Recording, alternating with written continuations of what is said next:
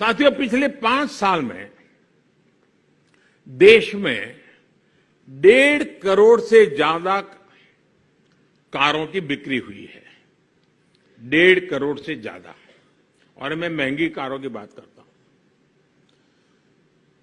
3 करोड़ से ज्यादा भारतीय बिजनेस के काम से या घूमने के लिए विदेश गए हैं।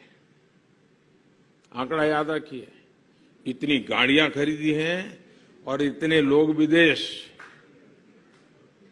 लेकिन स्थिति ये है कि 130 करोड़ से ज्यादा के हमारे देश में सिर्फ 1.5 करोड़ लोग ही इनकम टैक्स देते हैं।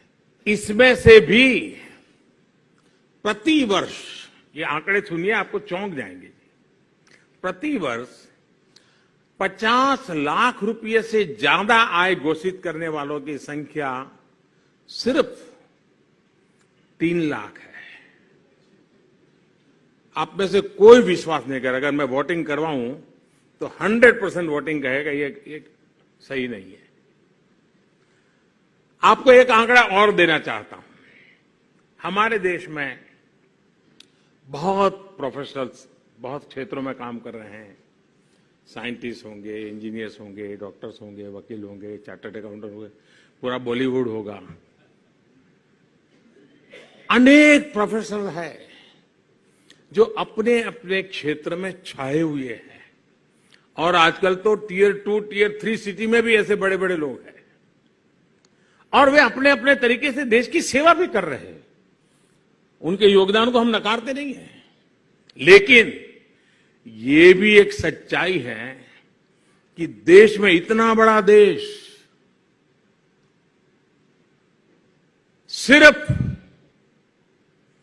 2200 प्रोफेशनल ही जो अपनी सालाना इनकम को 1 करोड़ रुपए से ज्यादा बताते हैं। अकेले दिल्ली की सुप्रीम कोर्ट में इससे ज्यादा लोग होंगे। लेकिन ये स्थिति है। पूरे देश में सिर्फ 2200 लोग। अब ये कैसे गले उतरेगा? अभी इतनी गाड़ियां आ रही है, खरीदी जा रही है, विदेशों में इतना घूमना गामना हो रहा है, बच्चे विदेशों में पढ़ रहे हैं, लेकिन 2200 लोग। साथियों, जब हम देखते हैं कि लोग घूमने जा रहे हैं, अपनी पसंद की गाड़ियां खरीद रहे हैं, तो खुशी होती है, चलो भाई कुछ अच्छा हो रहा है। लेकिन जब टैक्स भरने वालों की संख्या देखते हैं तो चिंता भी होती है। ये कॉन्ट्रास्ट भी हमारे देश की एक सच्चाई है।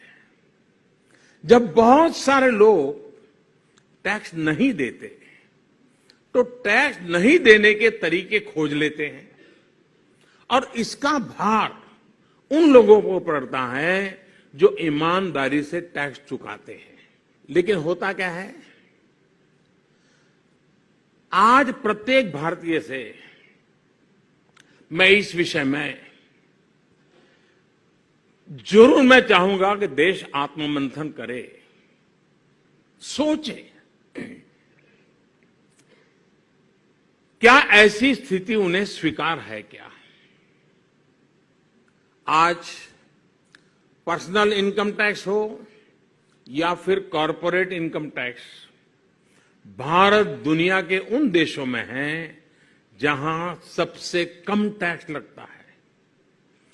क्या फिर जो असमानता मैंने आपको बताई वो खत्म होनी चाहिए कि नहीं होनी चाहिए?